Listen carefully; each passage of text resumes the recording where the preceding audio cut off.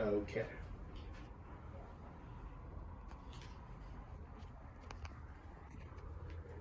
Hi, my name's Caleb, and I'm going to be doing a speech about the U.S. prison system.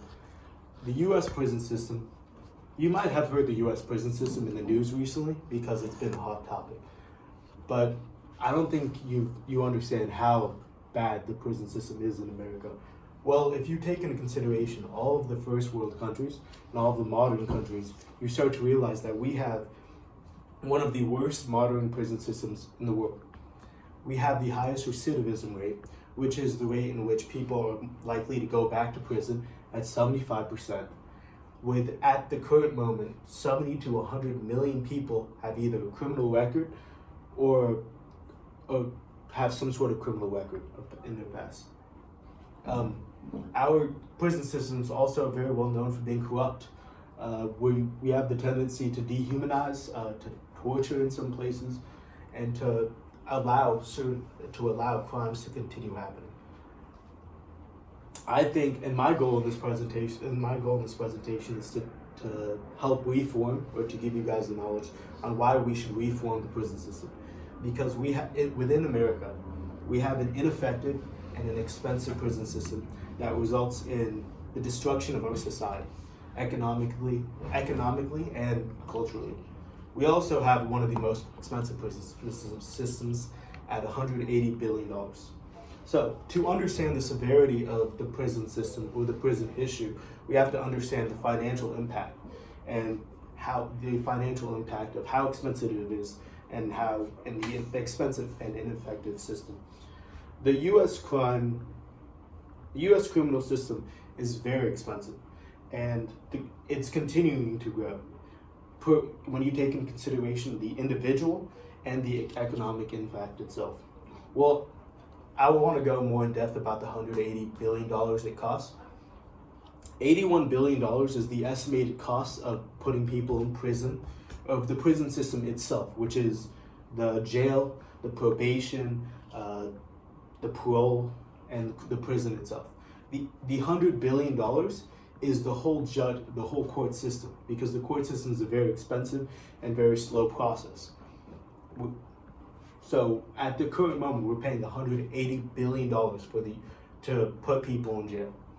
So what is obviously this is your tax, these are the taxpayers' money. This is affecting each individual personally. So at this current moment, we're in a good point in our economy. We're at a job plethora, but the issue is that we have a very low participation rate, second to Italy, in people actually pursuing these jobs. So why is that the case?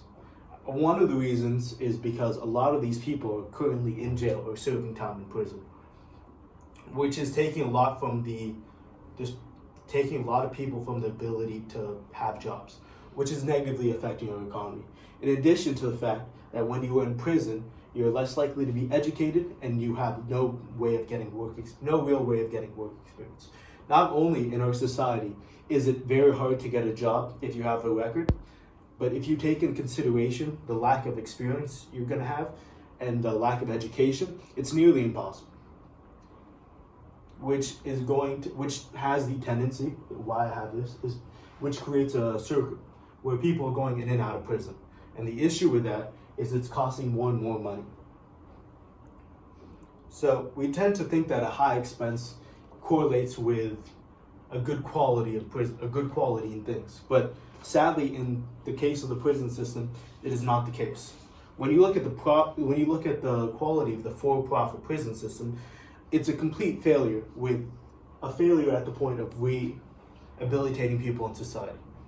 The goal of a prison is to rehabilitate people in society. However, we have the highest recidivism rate of all the modern countries at 75%. In most prisons, we have no way of getting people an education or work experience, and when they exit, they're less likely to get a job and get reintroduced into society, because again, as previously stated, it's very difficult for you to get a job. When you take into consideration the rising standard of living, how are these individuals supposed to sustain themselves? It gives them two options: whether they can choose to survive, or they can choose to go back into the crime that cost that put them into the jail in the first place. When you fail individuals, you fail the community as a whole, because we're all a collective individuals. So another point that I would like to focus on is how the community itself fails. So when you look at the prison system, you look at the destruction of society in whole, because within communities of low socioeconomic status, you have within the destruction of the community, you have individuals in low socioeconomic statuses and people in high crime rate societies. So why does that happen? Again, I would like to point back at the U.S. prison system.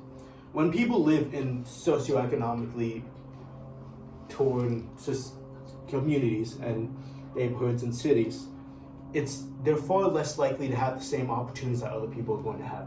The education is also starting to be a lot worse in these areas, and in a lot of cases they're born without role models that are in the fully functioning society. They often model themselves after drug dealers or people who are doing well in their society. The issue with this is it gives people no option.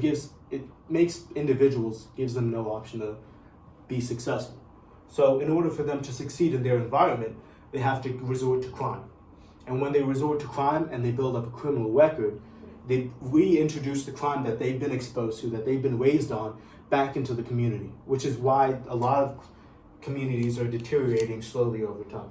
The cycle of the prison system gives people, rather than the resources to be successful in society, the resources to create a criminal society and reintroduce it into the community that they came from.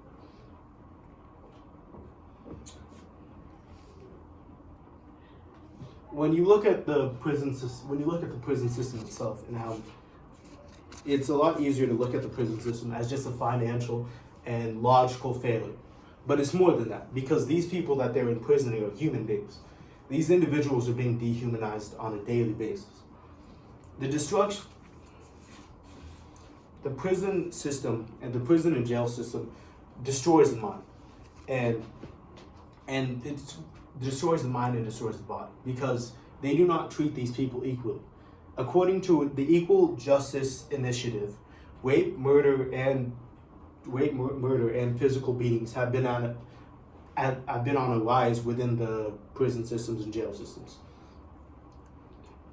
60,000 people within the prison system are currently under solitary confinement, and solitary confinement many studies have linked solitary confinement to many mental illnesses, to exaggerating conditions that they currently have, and as a torture, and it's as literal torture. Yet this is still legal. In addition to that, a lot of people within the jail system are denied basic health, their basic health needs, which include their mental and physical state. The majority of people within the prison system have a mental illness of some sort. And this is exacerbated by the fact that they're not being helped, and they're most of the time being ignored. How I like to look at things is, when I look at the society of the criminal justice system, I look at hip-hop. And I don't look at hip-hop in a negative way. I look at it as merely a way that they're describing the situations they're in. So when I think of hip-hop, I think of a famous rapper named J. Cole. And he brought this up in an album called For Your Eyes Only, when he talks about the individuals that went to so J. Cole stated he's affected by the massive incarceration in this nation that sent your pops to prison when he needed education. And he was talking about the environmental and ethical problems of the the justice system. I think the goal of any system is to re-educate the population.